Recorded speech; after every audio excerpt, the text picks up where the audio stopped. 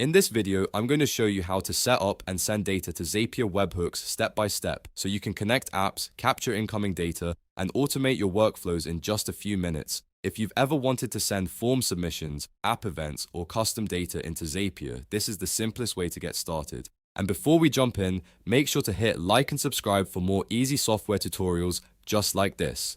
Now let's get into it. First, open your web browser and go to Zapier. Once the site loads, sign into your account so you can access the Zapier dashboard. After you're in, click on Create. Then choose Zap Workflows. This is where you'll build your new automation from scratch. Now, in the Zap editor, look for the trigger step. The trigger is the event that starts your automation, so this is the most important part of the setup. Click on the trigger area to begin. On the next screen, search for Webhooks by Zapier in the app search bar. When it appears, select it as your trigger app. This tells Zapier that your workflow will begin when data is sent to a webhook link. Next, you'll need to choose the right webhook event.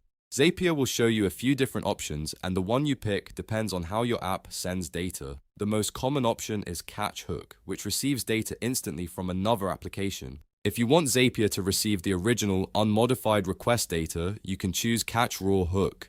If your workflow needs to check a URL regularly for new data, Retrieve Poll may be useful. For most real-time automations though, Catch Hook is the best choice, so that's the one I recommend for most users. After selecting your webhook event, Zapier may ask you to configure a child key.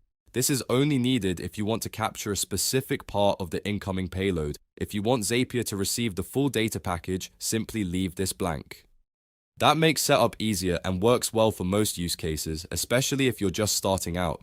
Once the webhook is configured, Zapier will generate a unique webhook URL for you. This is the link that your external app will use to send data into Zapier, so make sure you copy it carefully. Think of this as your automation's receiving address. If this URL is shared or entered incorrectly, the data won't reach the correct Zap. Now open the application that will be sending data to Zapier. Look for its webhook settings, integration settings, or any field where you can paste a URL for outgoing data. Paste the Zapier webhook URL into the correct field, then save your changes. This step connects the source app to Zapier and allows data to flow automatically. After that, it's time to send test data. Trigger a test event from the connected application, whether that's submitting a form, creating a record, or firing a sample webhook from your app. Then go back to Zapier and check whether the webhook received the incoming information. You should see the captured fields appear in Zapier, and this is where you can review exactly what data is coming through before moving on. If everything looks correct, you can continue building your Zap by adding the actions you want Zapier to perform. That might include sending an email, creating a spreadsheet row, posting a message, or updating another app. Once your actions are set, test the full workflow from start to finish. If the automation works as expected, publish it or turn it on so it runs automatically.